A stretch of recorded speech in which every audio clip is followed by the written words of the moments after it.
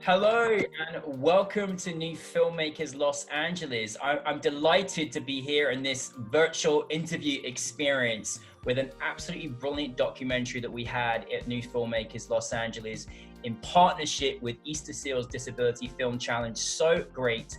Second act, and I want to welcome the subject and the filmmakers, Matthew, Carl, and Danny, who are here as well. How you doing?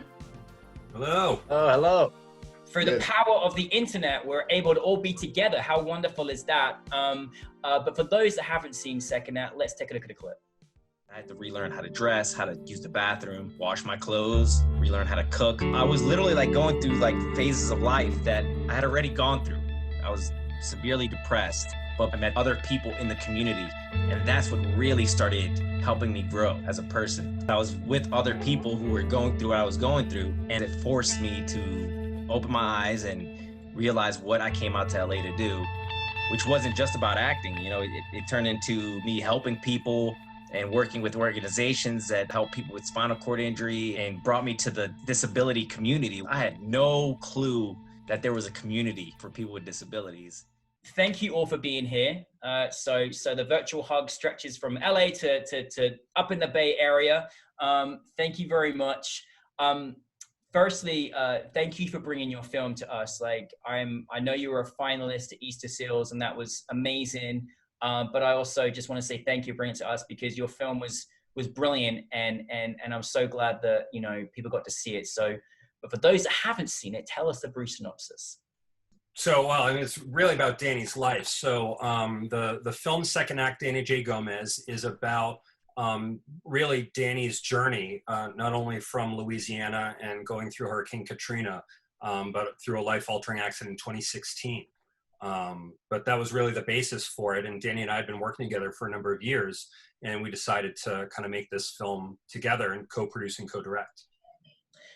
Where did the moment? I mean, obviously, there are times when there's really amazing stories. You think, wow, I want to turn that into a film, or that'd be a really good idea. When was the moment for you, or maybe it was one of you, where you decided, no, we need to make this? What was that moment for you guys? Well, for my end, Carl set up a Zoom meeting when I got home from working Postmates, because I work Postmates with my mom. I drive and she delivers the food and stuff. So I get home at 10:45 p.m. and Carl's like, "You ready to do the Zoom?" And I'm tired. I'm like, "Yeah, okay." And we get on the Zoom call. We talk for 3 hours, right, Carl? 3-4 hours. It was 3 hours. And it was a lot of me just telling stories and going on tangents and telling these crazy things that happen. And we never once talked about what the film was going to be about. It was just me talking. It was me just, letting it all out. And the next day, I guess Carl had decided that was going to be the story. And I'll let Carl take it over from here. Yeah, I think it was through the course of that conversation. And really it was just getting a chance to talk about what we thought we could identify as a through line for the film. Because it wasn't very clear at the outset how we were going to do it. And it just seemed suddenly, acting was there at the beginning, it's there now, and sort of finding it through the course of this 3-hour conversation. I have to say the hardest challenge for me personally was narrowing down exactly what that story was going to be out of that 3-hour conversation. In fact, Matthew had kept asking me hey, when are you going to get me some interview stuff? I need to get working on the cut. I'm like, it's coming. I'm like, what are we doing? How do I get it to 5 minutes? So from that Zoom conversation, Matthew, how did you evolve into this project?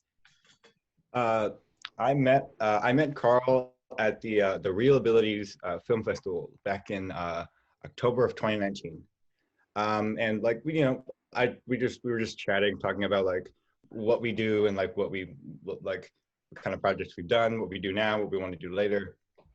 And then after that, we had we talked a couple times, and then back in, when was it? Was it July? I don't remember time anymore. I don't know. He texted me or sent me an email asking if I wanted to be a part of this. I hadn't been a part of the Easter Seals Disability Film Challenge before. I'm new in the game. I haven't put a lot out there, just starting to work on new projects, and it looked like a great thing. Being disabled myself, I really wanted to involve myself more in the disability community. Oh, wonderful. Oh, wonderful. I just love that this all just kind of stemmed, and, you know, you had the heart and the passion almost before you knew the exact story, and you knew how you wanted to articulate it and what was important to you. And I love that a film evolved out of this 3-hour Zoom conversation late at night on a after working hard. Watched the whole thing. Yeah, absolutely. No, it really is. And I think there's such a, you know, now for Hurricane Katrina is one thing. You know, that's something that, you know, truly affected, you know, the great people of Louisiana, and, you know, and was, you know, an absolute national disaster. And Danny, to kind of, you know, go through something like that, it's a lot. And then to have something that's, you know, extremely personal to you is a whole nother thing. And I think what's so amazing, Danny, is that, you know, you're like a superhero. Like, you just like, yeah, went through this hurdle, overcoming this next thing, and you just keep going. And I think you have a great voice yourself, and I think that was just so important. Was it for you personally to, you know, go through what is going to be remembered as a momentous thing in history with this country, and sadly something that we're being affected by even more today as well, to go through that and go through something personal? How did it feel for you saying something so personal to you and putting that on camera? How was that experience for you? Like, because normally you're acting and this was about you. You know, when I was first injured, I joined this foundation called Triumph, and we go to rehab hospitals, and we meet newly injured patients, usually with spinal cord injury.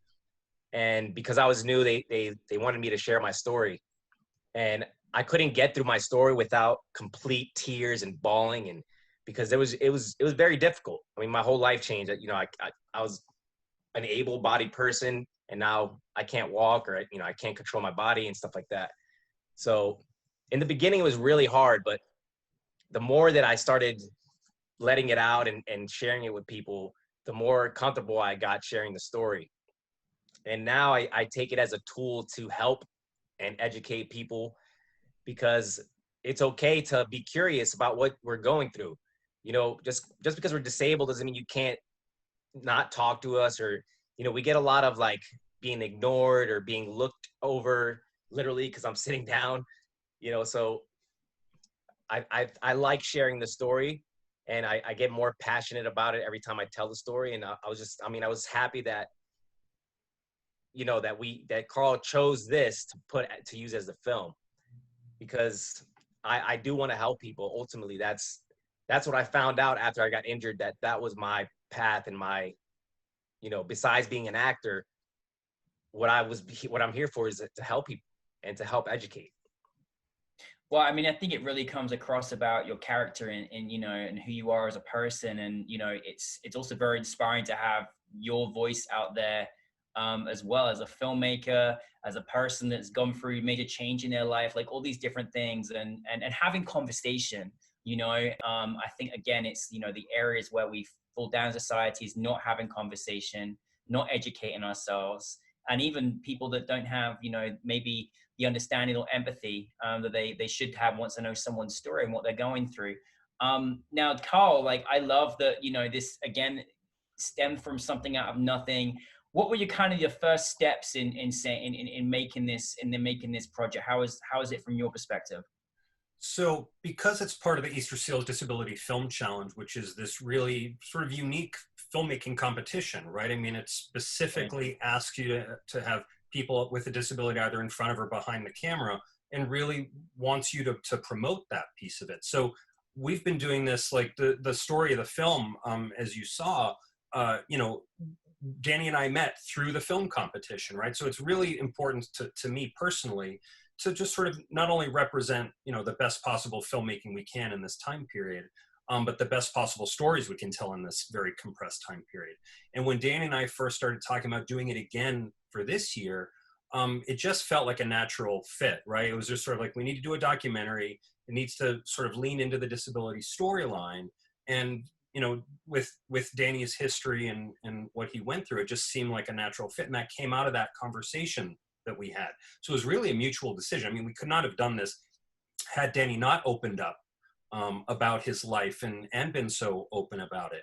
But like he was saying, like, it was a very easy story for him to tell. Like, he started telling it, and then, I mean, literally out of that 3-hour conversation, we could have made so much more. There's so many other stories, and we've been talking about expanding it into a feature length doc, because there's really a lot there. And Danny, you know, your Katrina stories are really incredible, what you actually experienced and all the footage that you had. I mean, the archival footage, truly. And, you know, Matthew and I were talking about it in post as we were over Zoom, you know, doing the post-production process, you know, how amazing this footage was. And Danny just kept sending more footage. And I'm like, yeah, look, what's this? Wow, there it is. Look at that. There's more than these. I have like 10 of these with Katrina footage. Yeah, wow. So Matthew, be ready. Well, Matthew, for you, I mean, listen, I think the unsung heroes in any documentary is the editor. Like, I honestly, like, you have to have patience and perseverance and care and understanding and a real sight of what the director and the subjects are articulating. How was that process for you? I mean, I imagine as well, when you're, you know, talking about something that maybe you are empathetic to, maybe that obviously you as a country has experienced as well, even going through the Katrina footage, like what was that experience like for you editing this film? And was there any challenges? It's kind of like two parts. The first part, like, I hadn't edited in a few months before this, just because after the pandemic started, I just kind of, I mean, obviously work stopped, but also there just wasn't a lot of stuff being made, including for me. And I didn't know if like I like remembered how to do it. But then seeing the footage and seeing just everything that was being sent over, it was just clear. I mean, for like narratives, you find the story in the story. You find it in the writing. In documentaries, you find it in the cut. And with Danny's story and all the stuff that he was sending over, it was pretty clear and pretty cogent. Nice. Yeah. I love how you said that. I love how you said that. Like, you kind of like, it's funny how artists, we kind of forget, like, can I still do this? Like, I haven't done this for a few months. Like, am I still good at this? You know, well, you are. Don't worry, Matt. You are. You're very good. Sorry, I thought Carl and Danny were going to say something. Oh yeah, I was gonna say maybe the story was clear, but trying to edit my jumbled talking and cursing and like, cause I'll start talking and I'll start falling over my words, you know, when I'm telling my story, because I get so excited. You know what I mean? Yeah, don't lose that. I can only imagine. I'm like, oh God, he probably, oh. But it's natural. That's your telling was so natural too, right? I mean, like, you were very loose that night. We were just chatting. And something else I want to point out is a part of the competition is they give you requirements to put into these films. And one of the requirements was a blue shirt, that you had to have a blue shirt. So going into this conversation, because I said to Dan, like, let's record this Zoom conversation, see what comes out of it. Just in case we use some of this, wear a blue shirt. And we're able to then include it. And then who knew that it really would become the basis of it? Because something else I really want to point out for what Matthew did for this is all the animation, all that sort of specialty animation that took a long time, not only in the preparation of it and figuring out the best look for it and a bunch of different tests that were being done. And that was stuff that was being done simultaneously with like the story getting edited down so that we could actually keep moving everything forward. But it was awesome seeing that process, and also coming up with the different animation processes, you know, in After Effects that he was able to do simultaneously while cutting the film. It was amazing. Yeah. Wow. And I mean, let's just remind us, this was a challenge. So, you know, it's really hard to restrict anything in a documentary, or have to include something in a documentary because it's supposed to be authentic. So well done on overcoming those things. And Matthew, what on the animation? Because again, I'm you know, breathtakingly impressed by all of your great talents, all three of you. Now I think the wonderful thing as well, I mean, it was so special having your film in our film festival, but we also got some really you know, beautiful reaction. I've still got filmmakers and people coming to me saying, oh, I really enjoyed that. I really enjoyed that film. I really enjoyed that film. And that's so, you know, you can't buy that. People feel, they don't feel. And so I'm just curious, like, we loved having your film with us, but what did you want your audience to take from this? Like, what did you want that, Danny, for your audience to take from it? You know, what was the kind of going for you that you felt about that? I think maybe in the end that whatever challenges you face in your life, that you can overcome them. You just have to really, as cliche as it sounds, you believe in yourself and you don't give up. You don't give up. I have my Rocky quote on my wall right here that like, it's above my bed. It's, the world ain't all sunshine and rainbows. It's a very mean and nasty place. It will beat you to your knees and keep you there permanently if you let it. You, me, nobody's gonna hit as hard as life. But it ain't about how hard you hit. It's about how hard you can get hit and keep moving. Oh. That's how winning is done. And like, you just, you know, that's like my mantra. So we're gonna send this tip to Sylvester as well, okay? Just, please. Sly, you know, and yeah, no. I love Sly because he's another one. He went through. He sold his dog to get Rocky made.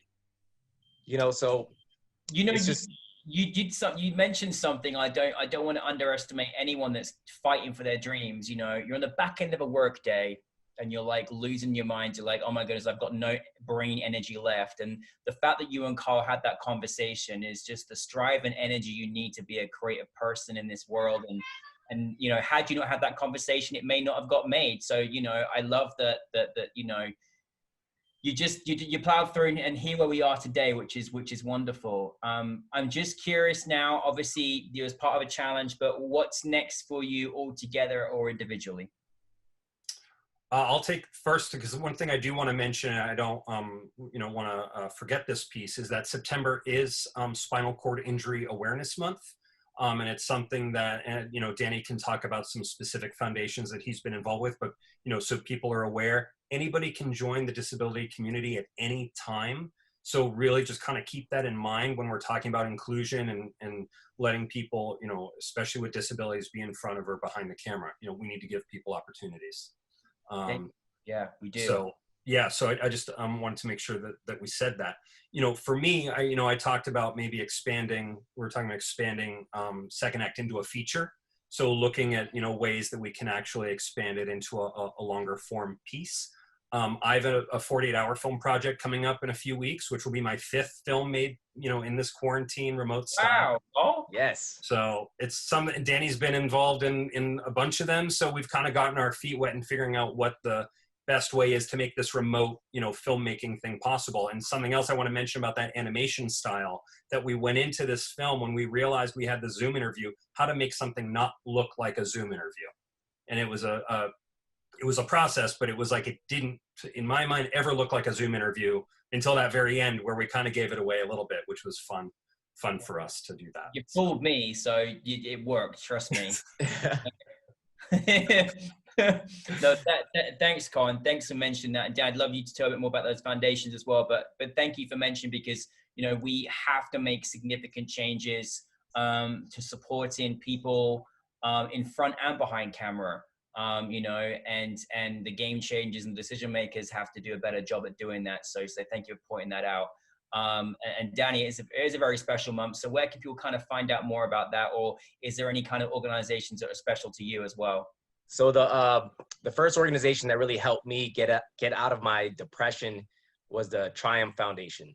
They hold a yearly wheelchair sports festival that I attended all weekend, and I was like a little kid. Like I was playing all these sports with a bunch of kids, so I felt like a kid again, and I have that inside of me. Just I was smiling the whole time and like high-fiving little kids and taking pictures. Oh. And at the end of that weekend, they give awards to like different athletes, and I ended up winning Athlete of the Year. Oh, and, yeah. That whole interview is actually, I just published my website, DannyJGomez.com. So if you go to advocacy page, you can see all the different organizations. You can see that video that I'm talking about. I do tear up because it's one of the first times like I received an award after my accident. But there's that one. There's Abilities Recovery Center is the rehab gym that I go to. I mean, they do everything. They want to help you recover as much as you can and make you feel good about yourself. Jeff Lefkowitz is a genius. He created a machine that helps you walk and use your own body weight to take steps and stuff like that. And then Angel City Sports, they're a nonprofit as well that gets people playing sports again. So there's a lot to digest there, but it's all on my website. Yes. Check it out. Now, where can we find you, Danny? Where can we find you? DannyJGomez.com. Fantastic. www. You're like an Energizer bunny, Danny. It's awesome. We're all battery life empowered by you. So thank you. So obviously you're gonna work and extending this with Carl, but what other things are you working on at the moment? What else is going on for you? I have a few projects that I've shot in COVID that are still waiting to come out. Little home movie, home movie. I guess you can call them home movies now, right? I do have a series that I developed with my partner Gina Christ. It's a half-hour dramedy, loosely based on my life. So we have a whole package. We shot a proof of concept. We have a teaser trailer, so we're gonna start shopping that around soon. Hopefully we can get that made. So that's like my number one right now. Oh, nice. Well, we can't forget about the Checkmate TV series that the very first film we worked on, we expanded into a half hour that we're pitching around. Yes, man, we got to do it. Yes. I mean, honestly, listen, wake up, everybody. Listen, the inspiration's right here. It's amazing. And for you, Matthew, I hope now it's given you after that sort of spell of just what's going on in the world. I mean, we need you. We need you, making and creating. What's going on for you at the moment? Is it kind of giving you a new lease to, see what's going on out there? Yeah. At the moment, I am doing some color grading on another one of Carl's films. Oh, nice. Yeah. I am doing sound design on an animated film with some friends that I met at a film festival. Gonna try and bring that to Sundance, but we'll see. And then next to that, doing some writing on shorts of my own. Oh, fantastic. What a team. Well, I'll start with you, Matthew, and we'll go down. I just want to finalize on a question, because I really enjoyed chatting to you all. We've all got such wonderful different attributes, and I just kind of would love for you in your career thus far to maybe give any advice for any other filmmakers out there, or any specifics that I'd love you to share. I don't know if you've got anything, Matthew, that you go by in your career that's helpful for you. Oof. Matthew's the one that came up to me at the film festival. I'm going to say that. He literally came up to me and started talking. He was the one who approached me. That's how we met. So, and that's why you take that one, Matthew. But yeah, Matthew, listen, please continue if you got anything, but that is being proactive and engaging with communication is half the battle, Yeah. So, okay. Well, that's the best one of them all. That's actually saying I'm doing something and then I'm actually doing it, and here we all are together. So brilliant. Now we've got an award-winning film. Perfect. Yes. So I love that it worked out like that. And Danny, I know we did get your Rocky quote, so I don't know if we can top that, but is there anything else that you would like to share for anybody out there? Because I know you're very engaging with filmmakers. I mean, any filmmaker, I wish I could tell I wish I could tell Danny before my injury, stop wasting your life. You're literally letting your talent die because you stop believing in yourself.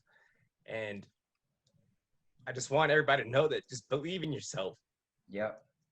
It can be done. The obstacles are put in your life for you to jump over them or roll around them if you're in a wheelchair. But it can be done. I knew I was going to cry. Yeah. No, listen, don't worry. I just got some water in my eyes too from your inspiration. So, and listen, it's so true. There are so many things that people, they lose faith and they lose heart and they lose passion. And you're a true example of what does happen when you continue to pull on through, no matter what obstacle lies in your way. And that's so powerful. And I'll promise next time we do a film, I'll make sure Kleenex is the sponsor for us all. Yeah. All right, start watering. All right. No, but listen, really, and Carl, obviously, look at this. Here we are. Do you have anything you want to share with us as well?